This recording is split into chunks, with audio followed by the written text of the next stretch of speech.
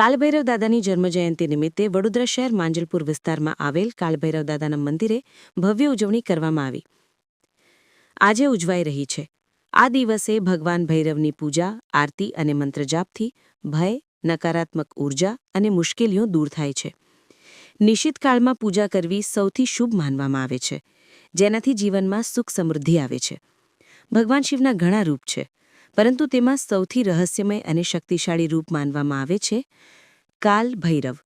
આ શિવના તે તેજસ્વી સ્વરૂપનું પ્રતીક છે જે અધર્મ અને અન્યાયનો અંત કરે છે. કહેવાય છે કે જ્યારે બ્રહ્માએ અહંકારમાં આવીને ભગવાન શિવનું અપમાન કર્યું, ત્યારે મહાદેવના ક્રોધથી કાલભૈરવનો જન્મ થયો. આ રૂપે અહંકારનો નાશ કર્યો અને ધર્મની રક્ષા કરી. દર વર્ષે માર્ગશીર્ષ મહિનાના કૃષ્ણ પક્ષની અષ્ટમી તિથિએ કાલભૈરવ જયંતિ ઉજવવામાં આવે છે. આ દિવસે ભક્તો કાલભૈરવની પૂજા, આરતી અને મંત્રજાપ કરીને પોતાના જીવનમાંથી નકારાત્મકતા, ભય અને શત્રુ અવરોધોને દૂર કરવાનો સંકલ્પ લે છે. કહેવાય છે કે આ દિવસે પૂજા કરવાથી વ્યક્તિને અસાધારણ શક્તિ, આત્મવિશ્વાસ અને સફળતા મળે છે. ત્યારે વડોદરા શહેર માંજલપુર વિસ્તારમાં આવેલ શ્રી કાળભૈરવ દાદાના મંદિરે વહેલી થવાથી ભક્તોએ દર્શનનો લાભ લીધો હતો. બપોરે કાળભૈરવ દાદા મંદિરે દોજા ચલાવવામાં આવશે.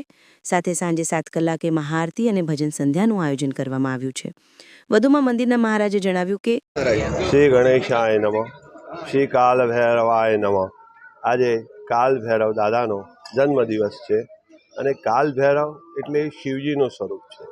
કારણ કે મા સતીના જ્યારે 52 ભાગ થયા, એ 52 ભાગની રક્ષા કરવા માટે શિવજીએ પોતે 52 ભૈરવનું સ્વરૂપ ધારણ કર્યું અને બીજા 12 તરીકે ટોટલ 64 ભૈરવ છે.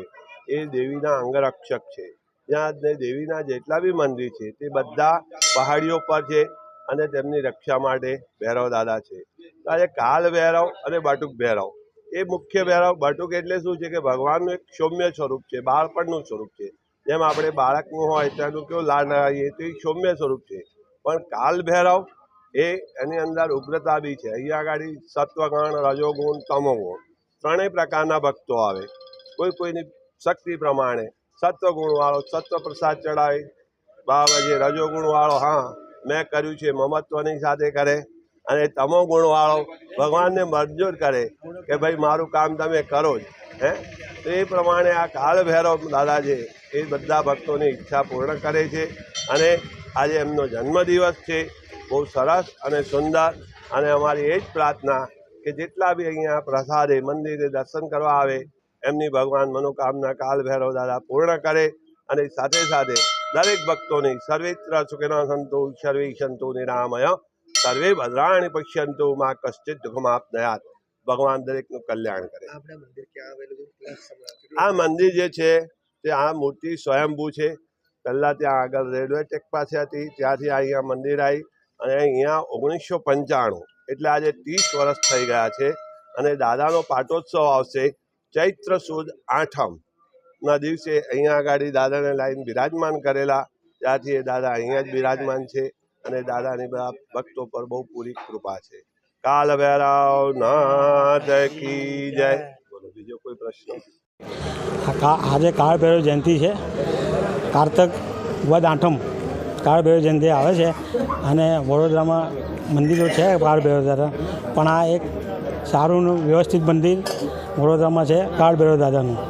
અને એક બીજું દાદાનો અમે પ્રોગ્રામ ચૈત્ર સુદ 8મે પાટોત્સવ નિમિત્તે પ્રોગ્રામ બધું ઉજવીએ છીએ તે દિવસે પાટોત્સવ.